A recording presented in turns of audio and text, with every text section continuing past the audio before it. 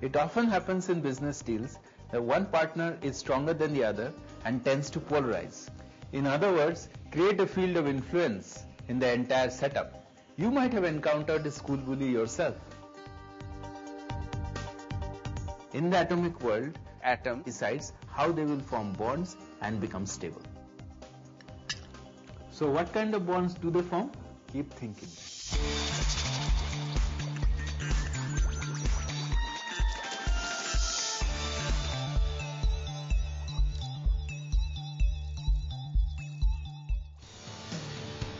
Good to see you again. Imagine a world where there is no interaction. People are just going about their business without even bothering to greet one another. It would just be a mechanical and lifeless world. Bonding is a must for us to have a stable state of existence. And today we are going to look at bonding and some related activities. Excited already? Let us see what we are going to learn in this episode. Ionic bond and lattice enthalpy, polar character of covalent bond, covalent character of ionic bond, and of course, exam decoded, where we will learn how to crack the exams. As usual, there is a lot to learn, so let us deal with each of our topics one by one, beginning with, yes, you are right, ionic bonds. So, what are ionic bonds? An ionic bond is an electrical attraction between two oppositely charged atoms or groups of atoms. Normally, atoms are neutral and have no charges as the number of electrons is equal to the number of protons. However, in order to gain stability, they will sacrifice their neutrality by either losing one or more of its outermost electrons, thus becoming a positive ion or cation, or they will gain one or more electron and thus becoming a negative ion or anion. Did you understand that? It's actually all about the inequalities and striving towards becoming equal or say gaining stability. Isn't it quite unlike what Thomas Jefferson said about human beings, that all men are equal? Well, in the atomic world, all atoms are not made equal. So let's learn more about them. Elements that are described as metallic tend to lose electrons, and elements that are described as non-metallic tend to gain electrons. Once this has happened, then the resulting changed atom will attract each other. This electrostatic force of attraction between two oppositely charged ions is referred to as an ionic bond. Like I said earlier, the purpose of bonding is stability. So let us try to understand it with the example of sodium chloride. Sodium has a lone electron that is transferred to chlorine, and as a result we get our salt. The lone valence electron of a sodium atom is transferred to join the 7 valence electrons of a chlorine atom. Each resulting ion has a completed valence shell by losing and gaining an electron. An ionic bond can form between the oppositely charged ions. It is easy to learn the concepts when we can see what is happening, isn't it? Let's move on then and look at some of the factors influencing the formation of ionic solids. The energy changes that take place when an ionic bond is formed are ionization energy. You all know that ionization energy is the energy required to remove an electron from the gaseous atom, and similarly the enthalpy changes when an electron is added to an isolated atom, resulting in the formation of an anion, is called electron gain enthalpy. Ions form easily from neutral atoms. Let us see how that happens. Metal M in the gas phase gives rise to metal ion plus an electron. Ionization enthalpy is always endothermic, which means the heat energy is absorbed in this case. any halogen X in the gas phase will combine with an electron to give rise to a halide anion. Electron gain enthalpy is exothermic.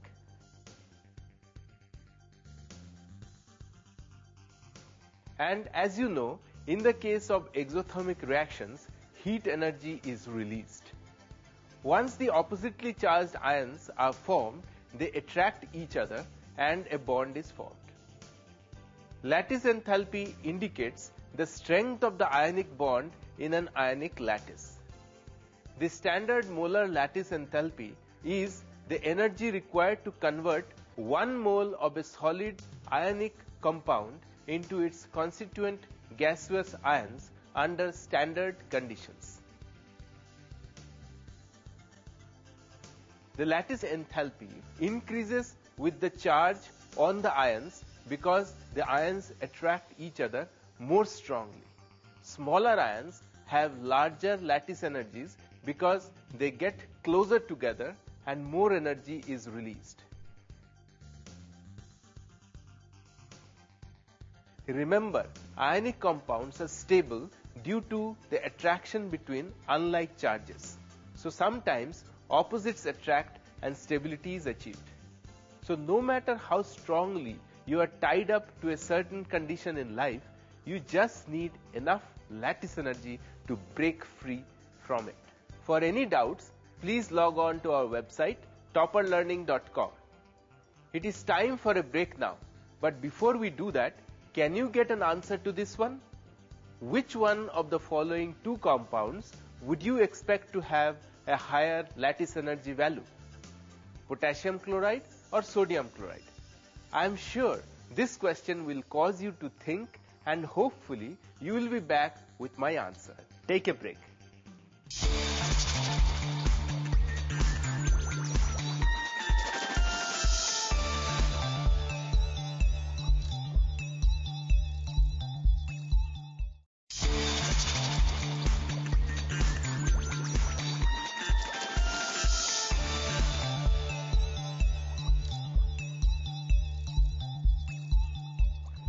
Believe it or not, when the mind is determined to achieve something, then it can break all existing bonds to get what it wants.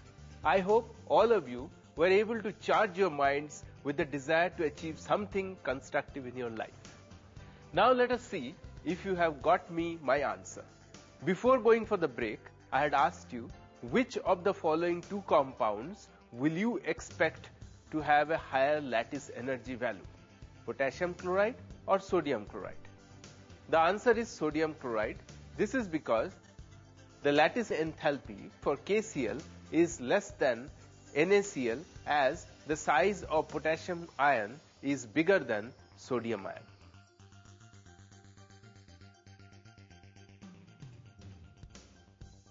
Now, before moving on, can someone tell me something about covalent bonding? Covalent bonding is a form of chemical bonding that is characterized by the sharing of pair of electrons between atoms.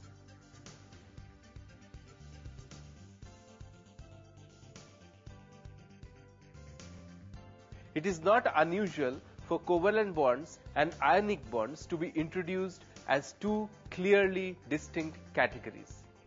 Actually, pure covalent and ionic bonds sit on a continuum dictated by the difference in electronegativity. Electronegativity is the tendency of an atom to pull shared pair of electrons towards itself when a covalent bond is formed. If the two atoms are identical, like in chlorine molecule or hydrogen molecule, the electron pair is mutually shared. The more electronegative atoms will pull the electron pair forming the covalent bond towards itself, and as they have a greater share of the electrons, they will develop a partial negative charge. The other atom will develop a corresponding partial positive charge. Like in case of HCl, chlorine pulls the electron towards itself as it is more electronegative, developing negative charge, and hydrogen develops an equal positive charge. Since two poles one positive and one negative, are created in the bond, it is called a polar bond.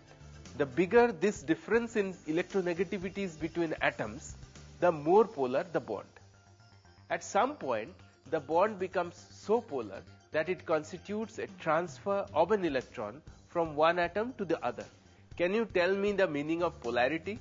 Polarity refers to a separation of positive and negative charges and can describe a bond or an entire molecule. The polarity in a bond can be represented by an arrow indicating a dipole, which implies two charges separated by a distance. Bonds connecting atoms of different electronegativity are polar, with a higher density of bonding electrons around the more electronegative atom, giving it a partial negative charge designated as delta negative. The less electronegative atom has some of its electron density taken away, giving it a partial positive charge, delta positive.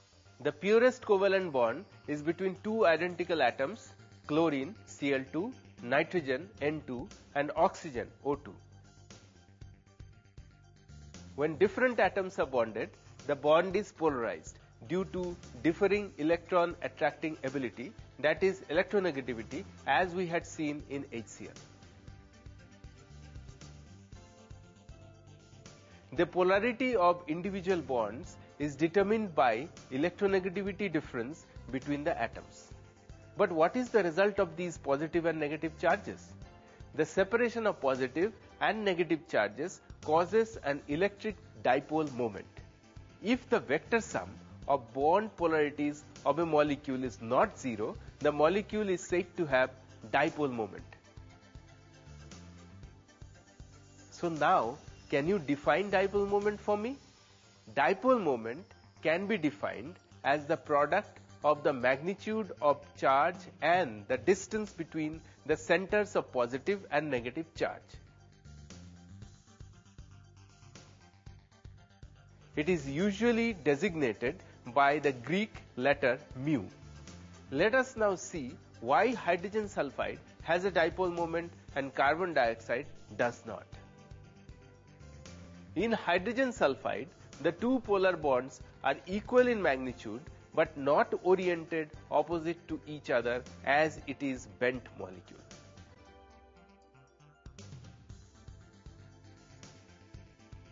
In carbon dioxide, you can identify two polar bonds equal in magnitude and oriented opposite to each other, cancelling the bond dipole, and the molecule is nonpolar.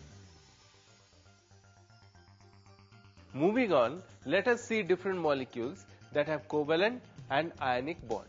I am going to discuss solid aluminum chloride AlCl3. At first, it would appear that it is ionic like sodium chloride, but is it really? Not quite. Solid aluminum chloride is covalent. The aluminum ion is very small and is packed with 3 positive charges. The charge density is therefore very high. The electron pairs are dragged back towards the aluminum to such an extent that the bonds become covalent.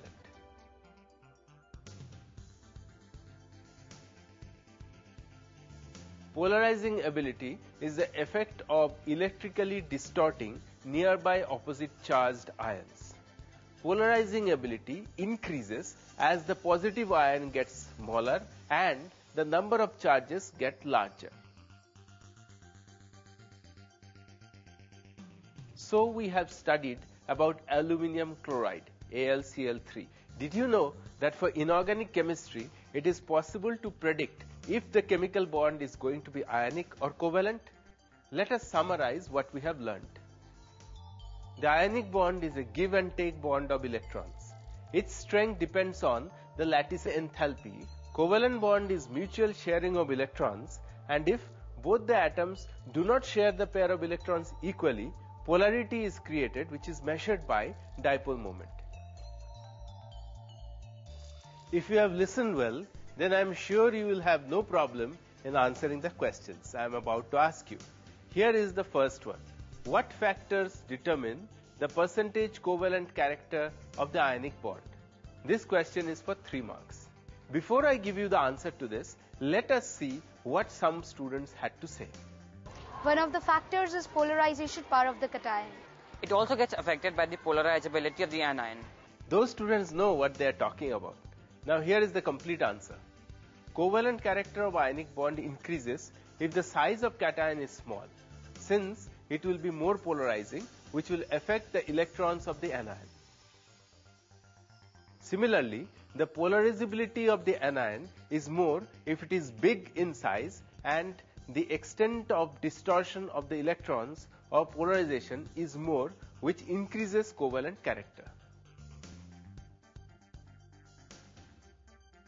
That was the answer to the first question. Now we know that some bonds are ionic while some are covalent. The next question would require you to use your analytical powers.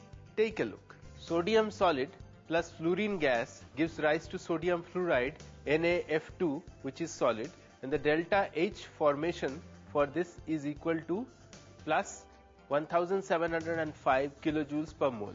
As you all know, Na stands for sodium and F2 stands for fluorine. From the equation you see, would you expect NaF2, that is sodium difluoride, to form from its elements? Give reasons to support your answer. Okay, I'll give you a break to think on that one when we meet again to discuss some tips and tricks to crack your exams in your exam decoded section. Take a break.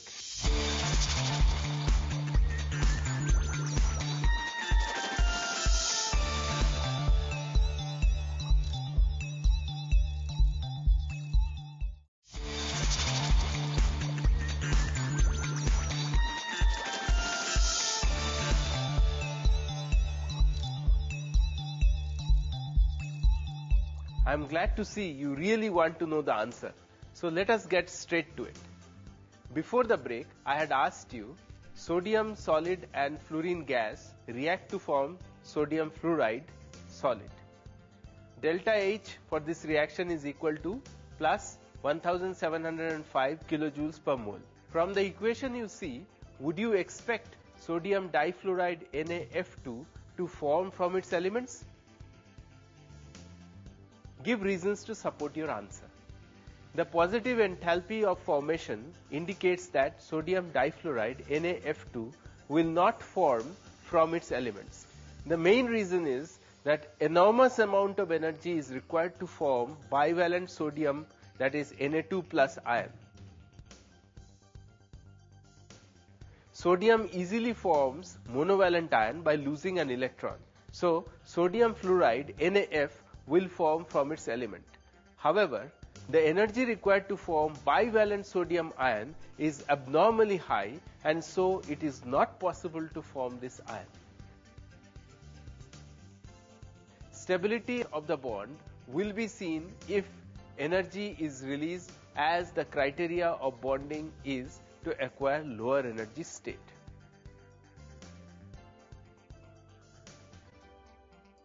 So how was the problem solving session? I do hope that you will not have any exam worries on this topic. And in order to make sure that every aspect is covered, let us now move on to the exam decoded section, where I will share with you probable questions, ways to write a perfect answer, and of course some mistakes that are commonly committed by students.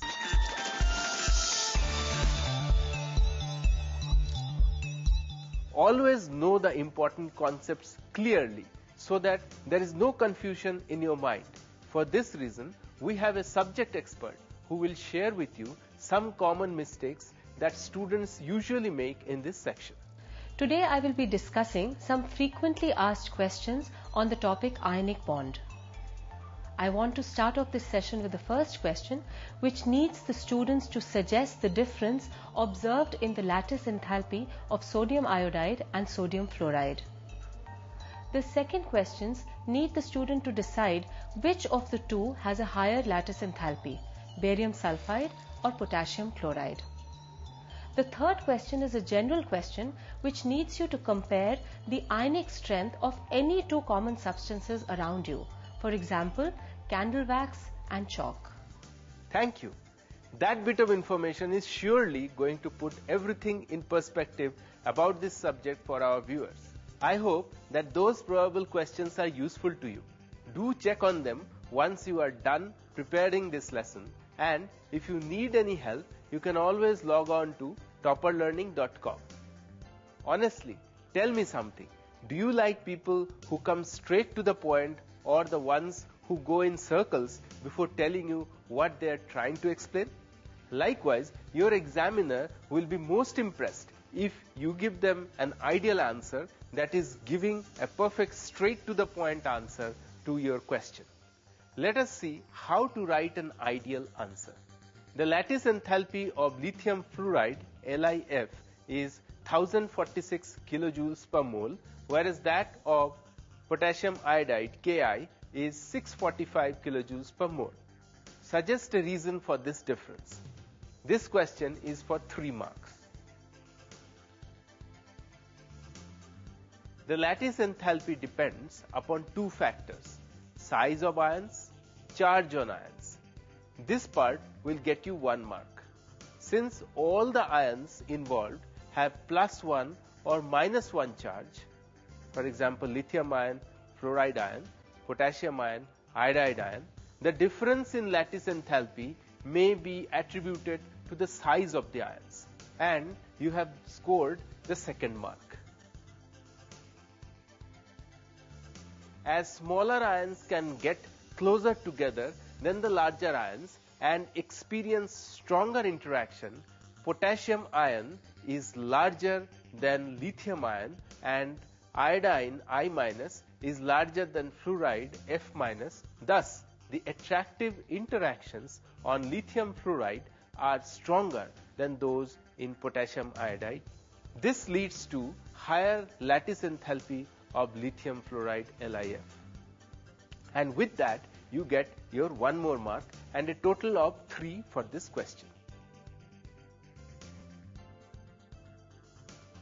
And like you know, for any information on this topic, you can always log on to topperlearning.com. Discuss the concepts of bonding with your friends till the time you feel that you know it absolutely well. Remember, if you keep thinking, then we'll also keep learning.